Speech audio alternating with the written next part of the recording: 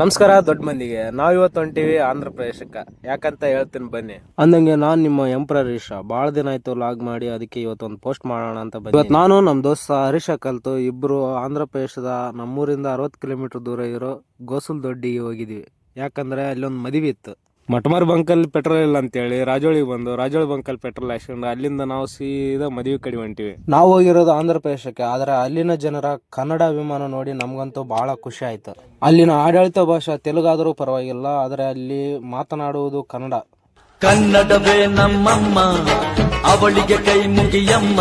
ಅಲ್ಲಿನ ಜನರಿಗೆ ಕನ್ನಡ ಭಾಷೆಯ ಮೇಲೆ ಅಷ್ಟೊಂದು ಅಪಾರವಾದ ಗೌರವ. ನಾವು 60 ಕಿಲೋಮೀಟರ್ ಇಂದ ಮದುವೆ ಬರೋಷ್ಟರಲ್ಲಿ ಮದುವೆ ಮುಗಿದೋಗಿತ್ತು. ಅಷ್ಟರಲ್ಲೇ ಅರುಂಧತಿ ನಕ್ಷತ್ರ ತೋರಿಸೋ ಪ್ರೋಗ್ರಾಮ್ ಸ್ಟಾರ್ಟ್ ಆಗಿತ್ತು. ಇನ್ನೇನ್ ಬಂದಿವಿ ಮಸ್ತ್ ಊಟ ಹಾಕಿದ್ರು, ಊಟ ಮಾಡ್ಕೊಂಡ್ವಿ. ಮಸ್ತ್ ಊಟ ಮಾಡ್ಕೊಂಡು ನಾವು ಒಂದು ಫೋಟೋ ಹೇಳ್ಕೊಂಡ್ವಿ. ಅಷ್ಟೊತ್ತಿಗೆ ಮಠ ಮಧ್ಯಾಹ್ನ ಆಗಿತ್ತು. ಅಲ್ಲಿಂದ ಗಿಲಿಸೂರಿಗೆ ಬಂದು ಗಿಲಿಸೂರಲ್ಲಿ ಒಂದು ಕಬ್ಬಿನ ಹಾಲು ಕುಡಿದು ಅಲ್ಲಿಂದ ಸೀದಾ ಮನೆ ಕಡೆ ಬಂದ್ವಿ.